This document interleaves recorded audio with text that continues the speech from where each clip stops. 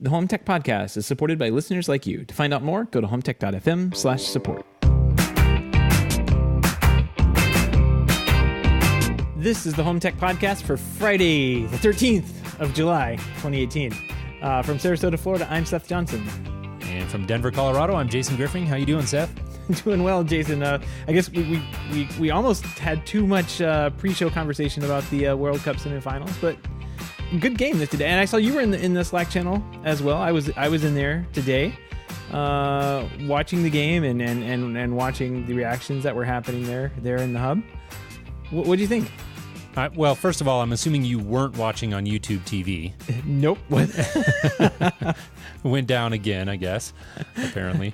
So not a good streaming experience so far for the World Cup. But yeah, I've been keeping it on. We're not a sports show here, but I definitely have been having some fun watching the World Cup, and certainly not a big soccer or football fan for those of you across the pond, but it's a lot of fun. It's been a great World Cup. There's been a lot of really good games, and I wanted to tell you, Seth, as it relates to home technology, that over the weekend, I actually DVR'd because I was going to be out, and I wanted to watch the game, so I watched one of the games. I forget which one it was, but I watched it time delayed, and I used my Tableau. So I DVR'd it over the air and put the Tableau through its paces, and it worked flawlessly. So I've got that up and running, and I'm happy to say that so far, so good, and it hasn't botched a single episode of General Hospital. So far, it's passing the soap opera test. So far, you have to get like this built up trial run here. This body of evidence. Yeah. So look, we can go back and watch 30 days of General Hospital with this setup I have. And that's I really gotta prove it. And you know what I've realized is that I can't break her habit. Like, she's still using the DirecTV DVR, but at least now that I know things work, I'm getting ready to just make the leap. And I know that I've cleared the major hurdle that I needed to clear. So it's all downhill from here. Interesting. Well, I did not. After we talked last week, I got online and started looking around, and it did appear that not the last week that we were talking, but now this week with the semifinals, they're actually broadcasting them on Fox here, so I could watch them. So those I switched over and did with the over-the-air antenna, and got to see the horrible network coverage, American network coverage that you get on Fox. But I got to say, it didn't go down, and it was a nice experience. Like I have that antenna hooked up. It feeds directly into that whatever it's called, the streaming device that I have, and converts it over to channels for me on my Apple TV, and it converts it over to Plex. I tried watching it on Plex, and then I came out to the garage, and the little Plex server was just like on fire. So something, and like the audio and video were choppy through Plex. Huh. So something weird was going on there. I don't really know what was going on. So I turned it on to channels on another Apple TV, and the video was crystal clear, perfect. There was no weird artifacts in the audio. So maybe the Plex DVR/tuner thing isn't really as good as I was hoping, but the channels thing worked great. So I was really happy with that. All right. Well, moving in the right direction. Yeah. One step. What are they? One step forward, two steps back. But yeah. At least I got to see some of the games, and I think that definitely be able to see the next. There's only two more, right? So you have the final, and then the third place. the semifinals are done now. So the finals are going to be, I believe, this weekend in France and Croatia. So we'll look forward to that. But enough about sports, Seth. What do you say we move on here to some home technology talk? And we wanted to actually mention Cedia really quickly. That's coming up here a little bit less than 2 months, so not too far away. That's going to fly by in a hurry. And we wanted to put out a little teaser there for Home Tech Happy Hour. I don't know, Seth, do we have any of the details sort of ironed out yet, or a general idea? Or are we looking, I think last year we may have even put out like a little form or something, right? Yeah, last year I think we did a survey on what day would be best, and I think the 13th, the Thursday of that week was the best. I think we're going to do the same thing this year. So it'll be Thursday around 5, and then I don't know where it's going to be yet. Probably, if everybody's not opposed, we'll do it again at the Irish restaurant. And yeah, it was great. Yeah, that place gave us like the entire upper floor to kind of work with. Oh, nice. And pictures in the live chat. Sorry, Yeah. I interrupted you there. Hey, there we go. Actually, I will go ahead and enable the HomeTech.fm / what is it? Happy hour, I think is what we did. Yep. Yeah, so HomeTech.fm / happy hour. There's a bunch of pictures from last year. And our sponsor there, Richard Berry over at iHummingbird, a really cool company here in Florida. But he was there. Jason, you were there. A bunch of Richards were there. Yeah, we had a lot of Richards. 3 Richards, I At think. least 3, yeah. Yeah, so go over there, check that out, and I will be, hopefully by Friday, posting some information on, at least preliminarily, what we'll be doing. And you can sign up for the happy hour for CEDIA 2018. So yeah, check that out, HomeTech.fm / happy hour. Yep. And one of the Richards who was there is with us in the live chat room tonight and giving some good feedback on the venue. So I think we'll take that as an endorsement and say if it's not broke, don't fix it. Right. Absolutely. What do you say we jump into some home tech headlines? Let's do it. Trying to edit this page and talk at the same time. Not working. Not working. HomeTech.fm / happy hour. Go ahead. All right. Smart home system manufacturer Beyond Home has closed its operations and halted production of its smart light bulbs. The company's CEO and co-founder, Alexei Urchak, who we had on the show a while back, I don't remember what episode, but a long time ago we had Alexei on, said, "We developed a nice product that fit a need and that our customers enjoyed. However, we were unable to raise the necessary capital to scale and expand our product line. Smart home is a tough space," end quote. Beyond's LED bulbs, which were bundled in a package of 3 for $199, had learning features which enabled them to learn and replay lighting patterns automatically to mimic the homeowner being home, which gave it a nice security add-on and made again gave you that simulated occupancy. Yep, that was way, Jason, your memory's way better than mine right now. That was way back, episode 75. Yeah. Wow. Yeah, it was quite a while ago. Yeah, excellent. I thought it was a cool product. I never got to use it myself, but I was bummed to see that they're shutting it down. Yeah, I mean, I think his letter there, or the last sentence there in the letter, smart home is a tough space. That Sums is it true. up. Yeah, we've seen companies come and go, and even really cool products come and go, and sometimes that just happens. Netflix has recently notified users that written user reviews will be going away. I didn't even know they existed. This following Netflix's removal of the 5-star rating system earlier this year.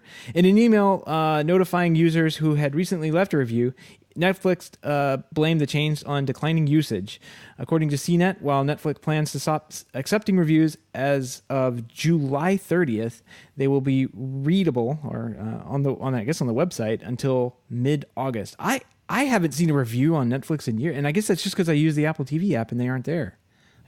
Where are they? I don't know. Yeah, it sounds like something they've been putting in the background a little bit, and presumably they're who knows? They blame it on declining usage, but there could be any number of reasons. The story I read cited potentially them not wanting people to disparage their original content, or when they remove third-party content. And they're a pretty private company when it comes to numbers, and I think that plays in their advantage. So when you're Netflix, you get to do what you want. That's the moral of the story. Speaking of Netflix, their next move could be to launch a new higher price plan. An Ultra tier has shown up for some users in Europe. This tier includes 4K HDR and a maximum of 4 streams. A Netflix spokesperson confirmed the test to CNET and said that, quote, "In this case, we are testing slightly different price points and features to better understand how consumers value Netflix." Cordcutting.com found that the changes applied in other European countries as well, including Germany. Very interesting. There's a lot of Netflix news this week, Jason, because not only do we have the reviews going away and this new HDR tier coming in, Netflix. Now I need you sitting down. It looks like you're sitting down. Netflix is spending significantly more than we thought on their TV shows and in-house movies. That number is $13 billion. Wow. Incredible. I'm going to insert that Dr. Evil sound. That's exactly what I was going to suggest. The projection, this comes from The Economist, the projection greatly exceeds the $8 billion figure that has been widely reported. This compares to just $2.5 billion for HBO the 1 billion that we've heard rumored from Apple. The content company Netflix has publicly identified as its chief competition. Sorry, I read that later, but 2.5 billion from HBO, which is their chief competition, and the $1 billion that we've heard from Apple TV. I mean, I thought $1 billion is a lot for Apple, but heck, 13 billion. You know what's more than $1 billion, Jason? $13 billion. Yeah, you're definitely going to have to queue up the, Dr. Evil? Yep, music Dr. there. Evil. Yep. Samsung has revealed at the current 2018 QLED and advanced display in Los Angeles that it is going to be releasing not one, but two new ranges of TVs with 8K resolutions in the next few months. Details on the two ranges are pretty sparse so far. It seems that the TV brand is holding back full details for the IFA Technology Show taking place in Berlin starting on August 29th. So pretty interesting. We haven't even gotten 4K, right? But here comes 8K. Here comes the 8. These companies and their numbers, man. They just want the bigger numbers. That's it. Yeah, wow. Well, speaking of numbers, Jason, I have a number for you. The number is 2. Okay. And there's some words in front of it. AirPlay 2 All right. finally comes to the Sonos systems with a new update to their software rolling out today. The new feature will only be compatible with Sonos One, Beam, Playbase, and the older Play 5, or the newer Play 5, I guess. But if you have any one of those devices, you can use it to listen to AirPlay through the rest of the system, even if the other players are older. Yeah. So I unfortunately, everything that they listed there, I don't own a single one of those. So I'm kind of disappointed in that, but I'm glad to see AirPlay is finally coming through to Sonos. And we've got Richard over in the chat saying it works well with the Sonos One so far.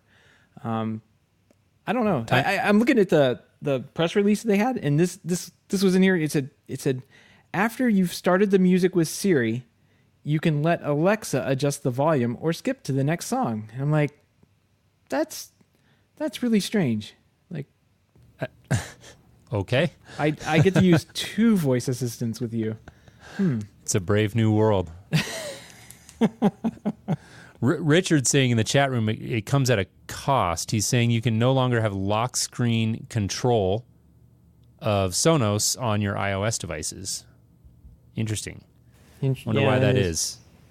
I don't know, Richard, if you can elaborate on that a little bit, but that's good to know. Definitely some advice from a that's the kind of thing you don't find out unless you're a first-hand user typically. Right. So we appreciate that. I wonder if there aren't some more features coming in later on with Apple and Siri and that kind of thing that we're not either not seeing or they're not announcing or not hearing anything about. But that's really weird that you wouldn't get to be able to control the music on your lock screen. I'm just laughing. Richard says, no idea why. They have an explainer page without an explanation. Well, there you go. It could be that there's some other features coming later this year. Some things defy explanation, Richard. Right. There was also some discussion on various integrator boards today about Sonos breaking some integrations with this update and cutting off some of the, never happens. After digging around a little bit, it turns out the only company I guess that was having problems with this was Crestron. So I updated mine. Control4 works. I heard on the hub, Chris Gamble reported back, said that the Harmony works fine. So I'm not sure what was going on with the Crestron systems out there, but it sounds like it was kind of a big pain point because, as you know, Crestron it's a compiled system. You have to update the drivers and then compile that and load that code into the processors. And that's typically not easy to do. Sometimes it requires you to get out there on site and do it. So that's tough for those guys in the industry that have to get out and do that. That really sucks. I feel for them. Yeah. Huh. Well, Cody just included a link here. We'll stay on this theme for one more second. It says Sonos app controls no longer appear on your lock screen. This is from, it looks like their community, Sonos community. After updating to 9.0 on iOS, I'm getting the message Sonos app no longer appear on your lock screen. Best answer. It will no longer be possible to control your Sonos system from the lock screen of your iPhone or iPad, including use of hard volume buttons from the lock screen. If you have an Apple TV or other AirPlay-capable non-Sonos device in your household with AirPlay enabled, it is still possible to use hard volume buttons from the Sonos app. Yeah, that's definitely That's garbage. an explanation that explains nothing. Yeah, no, I mean that's very poor, because the lock screen control is I mean, I use that every day when I'm playing music, so I don't know. That's no good. That is annoying for sure. Come on, Sonos, don't break things. Make it better. Make it work. Oh man. Well, speaking of Sonos, we're going to stay on Sonos here for a few more minutes. That is really the big home tech news of the week, is Sonos's IPO. There was not, I guess, quite as much fanfare about this as you might expect, at least according to Engadget. They say, with little fanfare, smart speaker company Sonos just announced its plans to go public to raise a $100 million IPO. This, I guess, is estimated as a placeholder. So they filed their S1 form through the SEC, and they're off to become a public company. You got to start shopping it around. Yeah. This is not a huge surprise, right? I mean, There's been speculation about this going on for quite a while, and in fact, we talked about it on the show a few weeks ago. They laid off, I think it was 6% of their workforce or something like that, and it was pretty clear at the time, given all of the other speculation that was going on, that was a move designed to cut costs and bolster the bottom line, probably in preparation for this IPO, and so that appears to be the case. Right. I thought the S1 was pretty interesting. They laid out a lot of the things, like how much money they were making, and I when I was going through it, I was pulling this information out and kind of just like putting it into small little bullet points. But I had a couple of quick notes that I thought were fascinating to learn about them. 60% is best I can tell. I'm not a math person with the accounting. I'm not an accountant. So best I can tell, like according to the numbers I looked at, 60% of their profits go to marketing and sales support, which is pretty incredible. I mean, you got to spend money to make money, but man, that's a lot of money that they seem that does seem like a lot. Yeah. They've had massive losses over the past few years. Things have been getting better for them, but there was millions of dollars lost each year up until the last couple quarters for some reason. I don't know. I wonder where that would be. What a coincidence. Yeah, it's very strange. One of the big bullet points I pulled out of here was that Sonos will be pushing harder for direct-to-consumer sales. They're going to be driving a lot of their sales through their website, a lot more of their sales through their website. So I know that a lot of their channel partners, like integrators and Best Buy, might be not very happy with that in the future. And it's one of the things that they point out. It's like our partners are key to our success, and they may not be happy if we start doing a lot of direct-to-consumer stuff, but they are going to do it because it's outlined right there in the S1. Mm-hmm. Best Buy is 17% of their sales. So nearly 20% of what Sonos brings in comes through Best Buy, which I thought was fascinating. They are going to be pushing heavily into voice and doing research into voice control for the future, which I know you might like, Jason. And they were towards the end there, they start bragging about their numbers, and their numbers are pretty big, 61%. So they have a lot of happy customers, because 61% of Sonos customers buy more than one Sonos device, which is crazy, right? Like these are not inexpensive speakers, right? But right. I mean, what do they start? They start at like $200, and if you go and like buy a Beats Pill thing, or like a $30 or $50 Bluetooth speaker to hook up to your phone, that's kind of competing with this product in some respects, but yeah, sort of. I mean, for the very casual user, certainly. Yeah. 19 million products in 6.9 million homes. There's a lot of Sonos out there in the world, and they've been maintaining a 45% gross margin on products. So I think it's pretty healthy if they can get out there and sell them. But man, if you read through the S1, it does paint a grim picture in the risk section that like they could be cut off from their voice providers at any moment, like with no notice. They could be they know they are facing intense competition from very large companies like Apple and Amazon and Google. Like they Yeah. that is their competition, and they're like, yeah, we thought we were doing okay, but we're the little fish in the sea right now. I mean, Right. 19 million products sitting out there, and they're the little guys because everybody else has these massive, unending budgets to throw money into, right? Mm-hmm. Yeah, and Greg in the chat room is saying something about only one supplier. Yeah, So I guess that was a big thing I saw too. They only have one manufacturing partner overseas, and if anything happens to them, if they run in a backlog on anything, that will cause them to lose sales, and it has in the past too. Like, I don't know why they haven't learned this lesson, because if you're a dealer, you remember trying to buy those subwoofers from Sonos for like months, and they never had any stock. And you go to Best Buy, and Best Buy, 17% of their sales, they would have stock, but dealers could not get them for months and months and months. And that's because their manufacturer ran into a manufacturing issue, and they had to like wait for the slow boat to come over with subwoofers on it. So yeah. that's tough. That's real tough.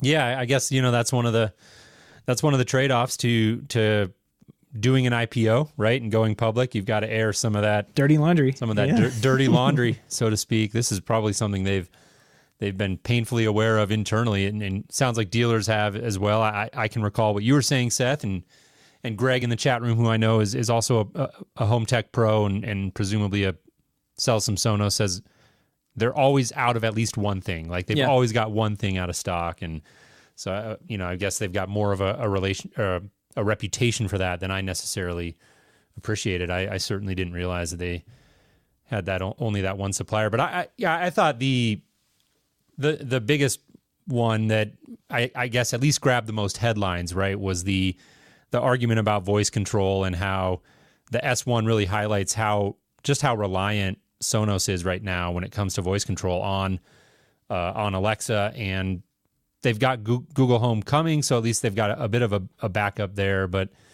it does point out that let's see, what does it say? There was a particular quote here.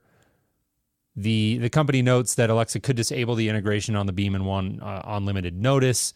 They could also start charging for it. These things grab headlines, right? I don't know. It's hard to say. Like, Amazon, I know, is big on Alexa everywhere.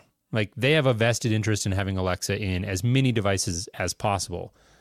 Sonos is a little bit of a weird case, right? Because they are a bit of a competitor in the smart speaker space. They're different products, and they do slightly different things, but the core product offering is very much the same. And so it is interesting to speculate. I certainly think that if I were sitting around the executive table at Sonos and had some say there, that would definitely be an area that it makes a lot of sense for the company to continue to develop and figure out what is their long-term play with voice control. It doesn't seem like they're in a great position right now, relying exclusively on third-party integrations. But who knows? They're able to get a variety of those integrations out there, and then it may not necessarily be, again, in Amazon's interest to pull that integration. So there's a lot of layers to that, but it, again, comes back to that. They've got an S1 out there now, and they've got to air some of that dirty laundry and make sure to clearly spell out what some of those risks are if you're considering investing.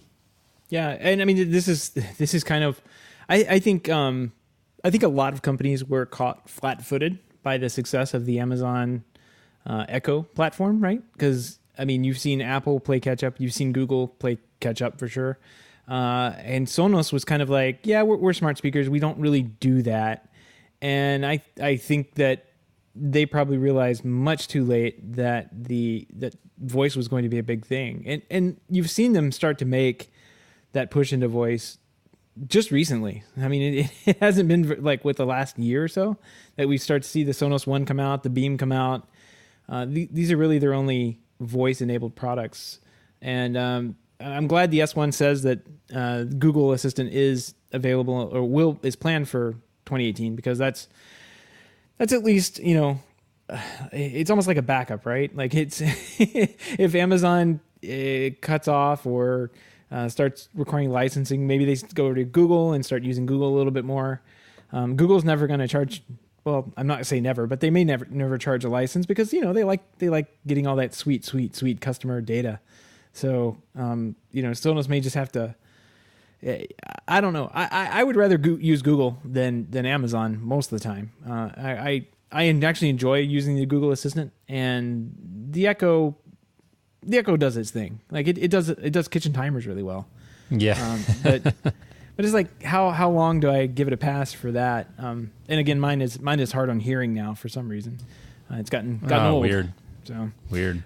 But and one of the things that they outlined at the very bottom, somewhere in it was in the risk section of the S1, but they said there would be an increased pace of new products coming, and the success of their company basically is predetermined by if they have success in selling those new products and getting them out to market. Right. So that's very interesting because we're going to see new play bars. We're going to see new devices come from Sonos. Heck, maybe one day we'll actually see that outdoor speaker from Sonos, right? Like that would be great. I'm not going to hold my breath. Right. I mean, if you started holding your breath the first time you heard of that, you would have probably been Los Angeles, laying on the street somewhere, because that 6 feet under years ago, man. Yeah. They were saying that was going to come out. So I'm really hopeful that this helps get some extra money. Like they're only asking for $100 million, which it's not $13 billion as we know, but maybe they can make that money go a lot longer than I think. 100 million, that's a decent amount of money, but I'm not sure how you take on $1 billion company with 100 million IPO. Yeah, it's a good point. I mean, 100 million sounds like a big number, but they're a pretty big ship, and you got to imagine that money, depending on what their spending looks like, and if they're planning to do a lot of new product and R&D into voice control and who knows what else, that marketing, Jason, clearly marketing. And there's 60% of it's going to go to, marketing and sales. Like, I mean, that's an interesting number. I mean, clearly they were intent on reinvesting money into the company, right? And continuing to grow. And, I don't know. I'm not an executive. I've never really played a part in managing budgets anywhere close to what these companies are, but right. It does strike me as a big number. All right, well, I think that pretty much does it for news this week. All of the links and topics that we've discussed can be found at our show notes. Those are at HomeTech.fm/219. While you're there, don't forget to sign up for our weekly newsletter to receive show reminders and more. You'll see the form on the right-hand side of the website. Don't forget to join us in the chat room live Wednesday, starting somewhere between 7 and 7:30 p.m. Eastern, the one true time zone. Find out more at HomeTech.fm/live. We also have great music. Don't let anybody tell you anything else. Great music tonight. The best music. It's they come for the show, but they stay for the music. Well, I don't think we stand for the music, but well, we have a lot of fun with it. Pick of the week. Jason, I don't know how big of I got made fun of for not getting a record player joke earlier tonight. So I'm going to go way back in time. And Jason, have you ever seen the movie Dune? Dune. No, I don't think I have. Oh, okay. Well, you might miss this one, but there's a little thing in Dune that's called the pain box, and you have to stick your hand in it. And it causes a lot of pain, and it's a test that has to happen. So click the pick of the week there. This is a tweet from. I haven't seen the movie, but that's kind of funny. Yeah. So this is a tweet from someone at Lowball.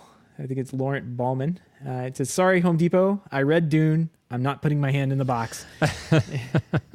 And they've got one of these demo things where you check the brightness of not the brightness, but the color temperature of the lights that you have. And it says, place your hand in the box. And it's got a nice little diagram of a hand going there. And, a couple of buttons to press. Yeah. Don't, if you've ever seen Dune, you don't want that. You don't want to put your hand in the box. Yeah. And Jason, I'll take your word for it. Well, I put a link to the video. We'll put links to both the video of the pain box from Dune and the and link to the picture in our show notes, which will be at HomeTech.fm/219. So if you haven't seen either one, check them out both. But I thought it was pretty funny. I got to say, I haven't seen the movie, so it's a little bit lost on me. But what I can say is I do think this is funny. It resonates with me because I have a pretty visceral hatred for like 5,000 Kelvin lighting. I really do. Like, I just think it's absolutely awful.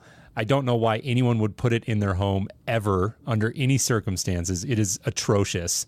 And I don't know. I like, it just makes me feel like I'm in a hospital or something. And it is the worst. And Richard in the chat room agrees with me.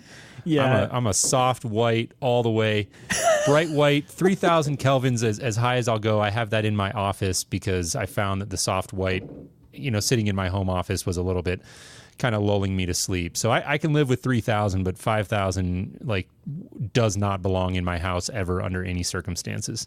No. And you see that a lot I see it a lot in model homes when I'm walking through those and like just shivering. But yeah, so right there, the far right button is your pain button, right? So you press that, Jason's out.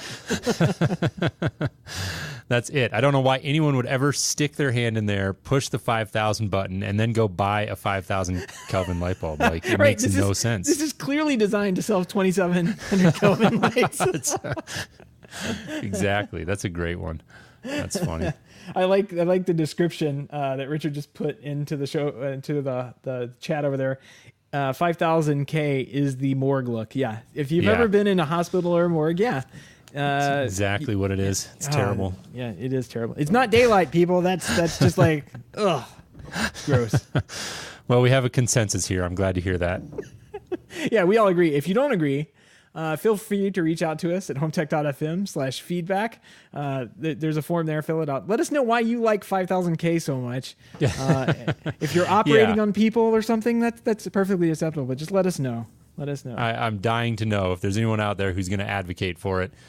We'd love to hear from you. We'd love to hear from our listeners with anything: feedback, questions, comments, suggestions, picks of the week, whatever it is. Again, it's feedback@HomeTech.fm. Feedback@HomeTech.fm is the email, or you can head over to our website at HomeTech.fm/feedback and fill out the online form. We want to give a big thank you to everyone who supports the show, but especially those who are able to financially support the show through our Patreon page.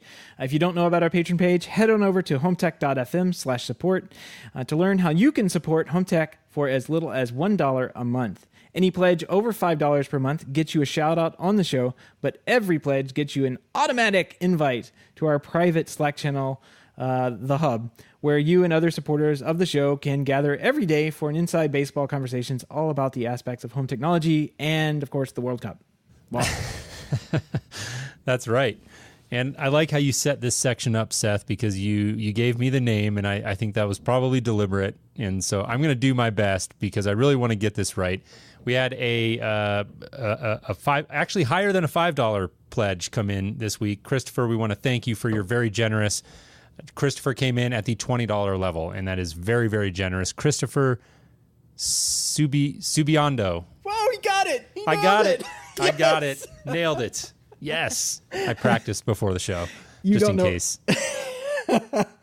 You don't know how I reached out to Christopher to make sure that I knew how to pronounce his name. Oh, how funny. You didn't tell me. Nope. That's great. So I got it right. Christopher, thank you. We really appreciate it. Very generous of you. And again, if you're interested in learning more about that, HomeTech.fm/support. All right, Jason, I think that wraps up this week in home technology news. I'm going out of town, so I know we're not talking next week, and maybe not the week after. But I think we're going to have a secret show that's going to pop up in between now. Yeah, we're going to do our best. You've got a couple of weeks off. I'm actually out of town next week as well for an industry event that I'm really looking forward to, and so that'll be a lot of fun. But we are definitely going to try to make sure we get at least one show out in the next couple of weeks, and we may have one of those weeks off. So be aware of that. If you're listening, we really appreciate you tuning in, and we'll look forward to catching up with you again very soon. Thanks, Seth. Have a great night. Absolutely. Thanks, everybody, for listening, and have a great day. Have a great night. Whatever it is. Yeah, whatever it is. When you're listening. This is a podcast. Play anytime. Listen whenever you want. Good morning.